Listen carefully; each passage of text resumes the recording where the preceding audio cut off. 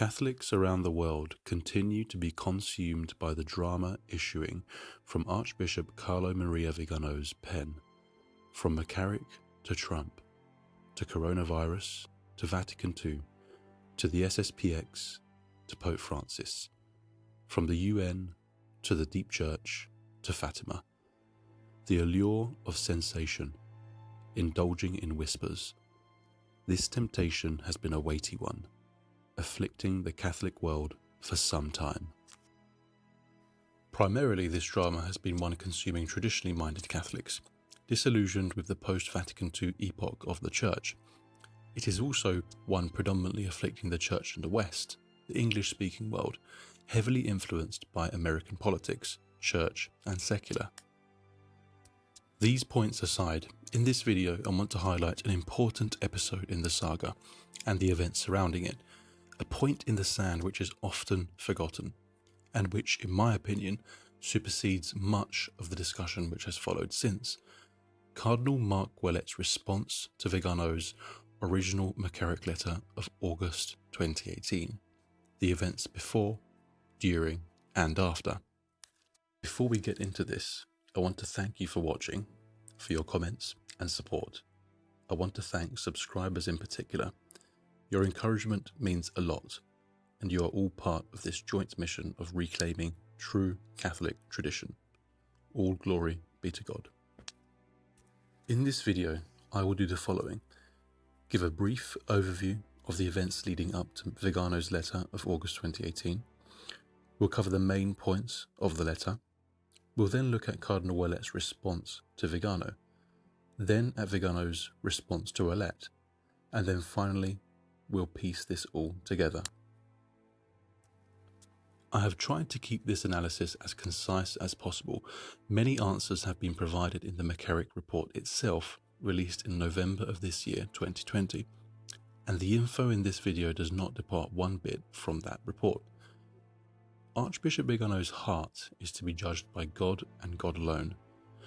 I hope and to a degree trust that his intentions are good. He remains a leader in the Church and a dear spiritual father to Catholics. In fact, I'm certain much good will be assimilated and is being assimilated from this sad episode in the history of the Church. March the 13th, 2013, following the seismic news that Pope Benedict would retire from the chair of Peter, a papal conclave voted for Cardinal Jorge Mario Bergoglio to succeed him as Pope. The new pontiff would take the name Francis and was the first Jesuit Pope. From that date forth, his papacy has decidedly been one of the most attacked in the history of the Church. From the secular powers that be lambasting him on account of his outspoken views on the economy, migration and the environment, to the established Vatican power structures mutinously aghast at the Pope's monumental efforts in reforming the machinery and reinvigorating the soul of the Church. The old guard, resistant to his unwavering dedication to living out the teachings of Vatican II, the assaults have been consistent and considerable. From Trump to Salvini, migration and the economy, populism. From Cardinal Sarah to Burke, post-Vatican II liturgy and ingrained curial power structures grasping onto the power which was dissipating in their hands. Scalfari to Arroyo, La Repubblica to the EWTN. The media, secular and Catholic, sensationalism and partisanship, unjustly named the dictator Pope. Pope Francis's encyclicals and exhortations, deeply influenced by Catholic social teaching, mercy, love, have challenged Catholics to think just a bit differently, to evolve our thinking. The terrain was unsettled, to say the least. Prospective agitators, on the other hand, considered this terrain as fertile. August the 26th, 2018. Into this climate, Archbishop Vigano publishes an explosive letter indicting Pope Francis of a scandalous cover-up in respect of ex-Cardinal Theodore McCarrick's horrendous history of sexual abuse. Vigano was speaking from an authoritative position as former Apostolic Nuncio to the United States of America. a role he took up from 2011 to 2016, after Pope Benedict moved him along from the Vatican to the United States, which is a story in and of itself, but outside the scope of this video. Vigano's tenure as nuncio ended somewhat in controversy after the events surrounding the meeting he had arranged between a blind-sided Pope Francis and Kim Davis, the former Kentucky clerk who refused to sign a same-sex marriage certificate. His 2018 letter marked a tipping point of sorts. The critical mass of ideological resistance to this pontificate had reached an impassioned overspill. The headline of Archbishop Vigano's letter was a call on Pope Francis to resign for allegedly ignoring sexual misconduct allegations against ex-Cardinal Theodore McCarrick. He claimed that the Pope had not only ignored formal sanctions that had been placed on McCarrick, but had indeed elevated him to a role as trusted advisor. Vigano's vantage point in all this should not be underestimated. The Apostolic Nuncio serves as the liaison between the Holy See and the Church in that particular nation, an ambassador whose job it is to report on administrative machinations of all kinds, governance, propriety, politics. His testimony carried weight. The Archdiocese of Washington quickly made their views clear. They received no information from Vigano in his position as nuncio in respect of sanctions on McCarrick. Cardinal Ouellet received zero instruction and no sanctions issued forth from Pope Benedict. The Archdiocese echoed the calls from Cardinal Donado, president of the USCCB at the time, to investigate allegations of mismanagement of the McCarrick case. We have since had the McCarrick Report of November 2020 from the Vatican. Vigano's involvement in all this, seemingly inextricable. As a side detail, June 2018, 2 months before Vigano's letter, is when the Archdiocese of New York announced a credible and substantiated allegation that McCarrick had abused a minor. That's June 2018. Moving on. I will not say a single word on this. Aboard the papal plane on return to Rome after his important trip to Dublin, Pope Francis lets us know how he intends to respond to the latest assault on the seat of Peter. With the dust far from settled, in a follow-up letter, Archbishop Vigano asks Cardinal Marc Ouellet to release, quote, the documents incriminating McCarrick and many in the Curia for their cover-ups, end quote. An invitation from Vigano to join forces, but as we will see, Cardinal Marc Ouellet does not jump ship. October the 7th, 2018, Cardinal Ouellet issues a letter from the Vatican. The letter refutes Vigano's claims in strong, clear terms. Cardinal Ouellet begins by clarifying the authority from which he speaks. Quote, with pontifical permission and in my capacity as prefect of the Congregation for Bishops, I offer my testimony. He goes on, I write my testimony based on my personal contacts and on the documents in the archives of the congregation, currently the object of study to clarify this sad case. End quote. He then proceeds to tackle the cornerstone upon which Vigano builds his testimony against Pope Francis, the quote-unquote sanctions which Vigano places much weight on in his letter. In his letter, the wording and indictment were both clear. Vigano stated that there were canonical sanctions placed on McCarrick and that these were lifted by Pope Francis.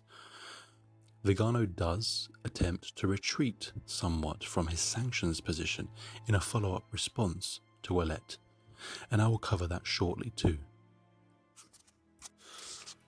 So what exactly does Cardinal Ouellet say about the sanctions in his letter, and what is the truth here? Let's unpick this. Quote, the former cardinal, speaking of McCarrick, had been requested not to travel or to make public appearances, it is false to present those measures as sanctions." End quote. What Cardinal Ouellet is saying here is that nothing canonical existed. Therefore, there was nothing for Pope Francis to overturn. Due to what were at the time unsubstantiated claims, restrictions were imposed, which were communicated orally. Quote, "The reason is that back then, unlike today, there was not sufficient proof of his alleged culpability." End quote. So what we have here is canonical sanctions versus private restrictions. The distinction is clear and important. Let's unpick this a bit more, however. The allegations against McCarrick are not new. Tragically, his reign of terror spans 4 decades, with as many pontificates.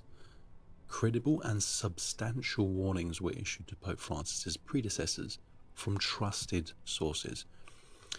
In 1999, Cardinal John O'Connor, Archbishop of New York, wrote directly to Pope St. John Paul II regarding McCarrick, warning the Pope about homosexual harassment and strongly advising against further promotions. Cardinal Giovanni Battista Re, prefect of the Congregation for Bishops at the time, was also opposed. But the scars of communist smear campaigns on the clergy had evidently been far too deep for Pope St. John Paul II to overcome, and McCarrick was promoted successively and without friction through the Polish Pope's pontificate. 2005 to 2013 marked Pope Benedict XVI's reign as Supreme Pontiff, and he took a somewhat tougher line against McCarrick, placing the retired Archbishop under these restrictions we have mentioned. He was privately told not to travel, celebrate Mass in public, give lectures, and to avoid public meetings. These instructions, however, were roundly ignored by McCarrick. Had these sanctions been canonical, as Vigano alleged in his testimony, the consequences would have been ratified after McCarrick ignored them. But these were verbal exhortations to keep a low profile amidst swirling allegations with insufficient proof at the time. So let's take a closer look at McCarrick's activity during the time of these supposed sanctions. McCarrick remained a member of 2 Vatican bodies, the Pontifical Council for Promoting Christian Unity and the influential APSA, which stands for the Administration of the Patrimony of the Apostolic See. In 2011, the ex-cardinal celebrated diaconal and priestly ordinations alongside important cardinals. January 2012, and he accompanied other US bishops to a meeting with Pope Benedict at the Vatican. During this same trip, he concelebrated Mass with Cardinal Ouellet and the other US bishops at the tomb of St. Peter. In April, he was back in Rome as part of the delegation from the Papal Foundation to wish Pope Benedict a happy birthday. During a May event honouring then Cardinal McCarrick, sponsored by the Pontifical Mission Society, Archbishop Vigano spoke, saying the Cardinal is, quote, "loved by us all," end quote, and they posed for a group photo. This happened in 2012. In June, the Cardinal travelled to Jordan and Syria, a trip that included a conversation between then Cardinal McCarrick and Syrian President Bashar al-Assad. In fact, in 2012 alone, McCarrick travelled to upwards of 15 countries. In 2012, having travelled to Rome, Cardinal McCarrick was even present at Pope Benedict's final meeting with the cardinals before he stepped down. The pair are seen shaking hands amicably. It is clear that the cardinal situation was not considered so grave. The indications of guilt weren't by any means considered unanimous. Again, to clarify, the public profile of McCarrick that we've only briefly touched the surface of took place before Pope Francis's pontificate. What about written evidence? any documents to support Vigano's claim. Cardinal Ouellet writes in respect of the sanctions, quote, "After a review of the archives, I find that there are no documents signed by either pope in this regard, and there are no audience notes from my predecessor." End quote. Cardinal Ouellet, in the remainder of his letter, proceeds to echo the Archdiocese of Washington's response in subtly prompting us to reflect the focus of blame to its source. He makes clear his disapproval of the course of action Vigano has taken. He defends the person of Pope Francis, and he calls into question the Archbishop's standing with Rome. Before we move on, just to cover a final point, Pope Francis gives McCarrick no official role, nor did he commission him to travel to China on his behalf, as implied by Vigano. As evidenced in the recent McCarrick Report, McCarrick's diplomatic activity in regards to China spans decades, and as we can see from his flouting the rules, he acted in mutiny in respect of any restrictions, indeed identical to the devoid of evidence regarding canonical sanctions. So too, there is a void of any written evidence pertaining to Pope Francis giving McCarrick roles or duties. The 19th of October 2018, Vigano replies to Ouellet's response. In summary, he doubles down on indicting Pope Francis. He addresses Ouellet's clarification on sanctions as legalism, and he disputes Ouellet's use of the term rumours to describe McCarrick's past conduct. Let's look at these last 2 points. Legalism. This is an interesting argument from Vigano when you consider that the cornerstone of his original testimony was Pope Francis's supposed disregard for formal sanctions, his lifting of them. Vigano is basically saying that there were no sanctions now, only restrictions. So what exactly did Pope Francis lift? Verbal restrictions, which were defied unabashedly numerous times? Rumours. The 3 popes before Pope Francis took relatively minimal to at best lenient action in response to the allegations. The 2 settlements that McCarrick had paid, relating to allegations of harassment made by seminarians of age, i.e. not minors at the time of the events, of course count as evidence. But let's note the important fact that these settlements took place between the years 2005 to 2007, not during Pope Francis's pontificate. In addition, these were secret payments. Cardinal Ouellet, McCarrick's successor, hadn't even heard of these payments until some time after the event. So let's recap on the headlines. Allegations against McCarrick reached as far back as the 70s. The 3 popes before Pope Francis took relatively minimal to lenient action at best in response to the allegations. Pope Francis takes decisive and unprecedented action upon news of a credible and substantiated allegation. McCarrick is laicized, defrocked, and a report is commissioned. The Church responded through Cardinal Ouellet. Since then, silence has been the most prudent response in the face of an amassing resistive will. In responding with silence, mercy, charity, Pope Francis and indeed the Church is displaying a calm wisdom. A war of words often emboldens the extremities in a field of combatants. The time that has passed since these events of the last half of 2018 has been difficult. It has been difficult for Catholics to navigate an already convoluted and wounded arena. That arena where many receive news about Holy Mother Church has been deeply divided. polluted with politicized, ideologized thought, masquerading as noble efforts to purify the Church. Archbishop Vigano's missives are a symptom. The deeper problem faced by the Church runs to her core. Our shepherd, Pope Francis, is tending to his flock.